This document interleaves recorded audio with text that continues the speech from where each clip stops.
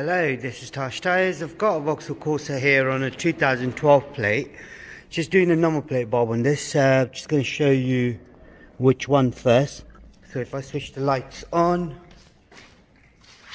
as you can see right there, now you've got the right one working, the left one isn't. All you need for this is a flat screwdriver, as you can see right here.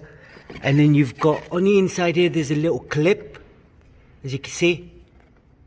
So what I do, push the clip in and gently pull the cover out.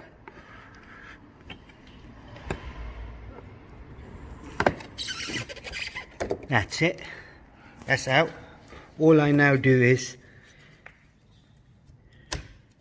twist that to my left and take the whole thing out. And then I'll just switch the lights off just to be on the safe side. Lights off. I then take the bulb out, which is this one right here. It's a 501 bulb. As you can see, that's a new one right there.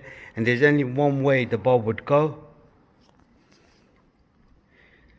Working on my check engines, just pass the camera on.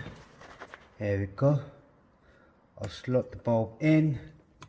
Slot the cover back in. There's only one way this would go in as well, the cover. Then twist it to your right, and then you've got these little lugs there, they go inside.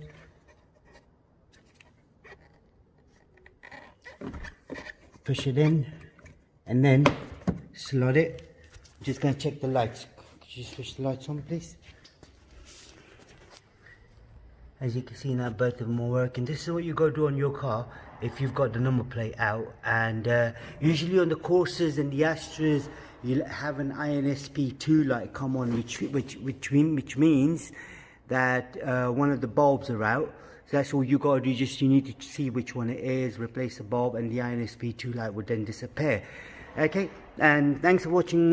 Please do subscribe to our channel and like our video as well. Goodbye.